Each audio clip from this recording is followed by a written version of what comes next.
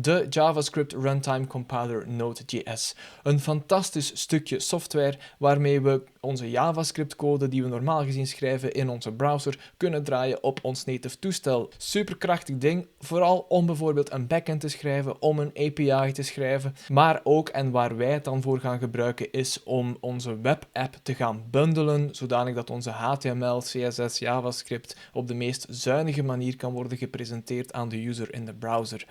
Node.js zit op dit moment aan versie 14.15.0.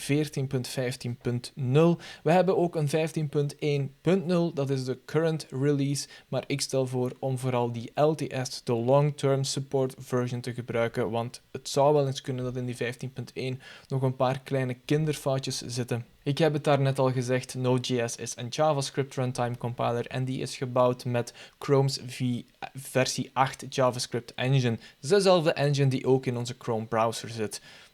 Voor de rest moeten we daar niet zoveel, of toch niet technisch, dieper op ingaan. Het is eigenlijk een manier om JavaScript code te laten draaien op ons desktop, zonder dat we daarvoor een browser nodig hebben. Node.js komt altijd standaard mee met een package manager. Er zijn over de hele wereld verschillende packages die geopen source zijn of die gemaakt worden door andere mensen.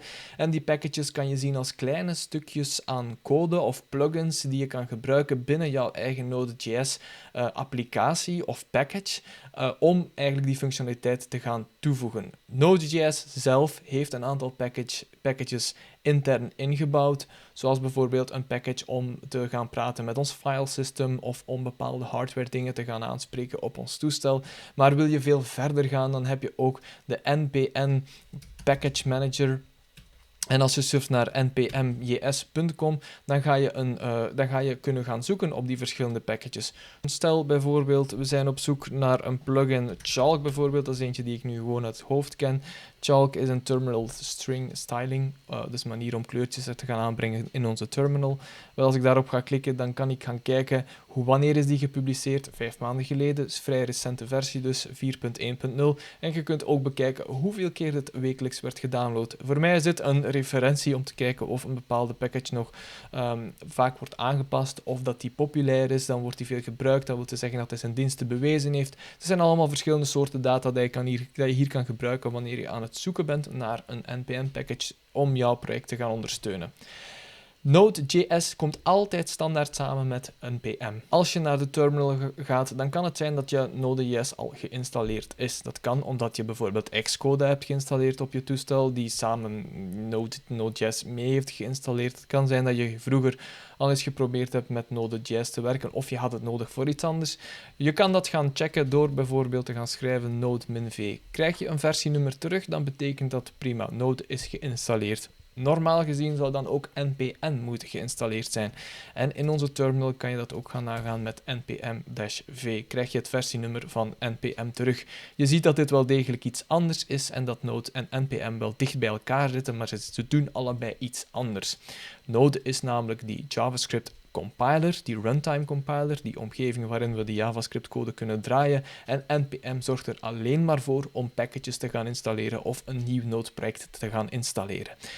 Node.js heeft in het verleden al heel veel verschillende soorten aan versies gehad en er komen steeds nieuwe versies bij. Het is moeilijk om een om een management te doen van jouw verschillende Node-versies, mocht je NVM niet hebben. NVM is een Node Versioning Manager en dat is een stukje software of stukje script die gemaakt zijn door mensen in de open source community om het beheer van die Node.js te gaan doen. Want je kan je voorstellen, stel dat je vandaag de dag een Node.js applicatie maakt met versie 14.15, dat je binnen 3 jaar een versie hebt, versie 20.2, ik zeg maar iets. Maar je moet dan toch weer je code gaan testen op versie 14.15, dan is het natuurlijk niet handig dat je versies moet gaan installeren, deinstalleren en zo verder. Dus vandaar die NVM Versioning Manager. En NVM kan je gewoon downloaden via deze repository, GitHub repository. Hier onderaan staan een aantal install scripts en manieren om deze op jouw toestel te krijgen.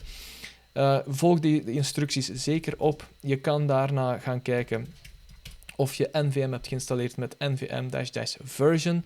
En wat is zo cool aan NVM? Ik kan hier op mijn eigen toestel gaan oplijsten welke versie ik allemaal heb geïnstalleerd. Dat zijn er al heel wat op dit moment, van versie 6 tot versie 14.15 en we gaan zo maar door. Je ziet dat mijn default versie 14.15 is. Dat klopt ook, want dat heb ik daarnet opgevraagd. Stel dat ik wil gaan veranderen van versienummer, dan kan ik schrijven NVM use en ik ga eens kijken. Ik heb hier versie 10.15.1 bijvoorbeeld, 10.15.1.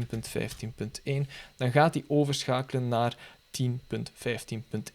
Betekent niet dat mijn default versie daarmee ook is aangepast. Daarvoor moet je een alias doen, NVM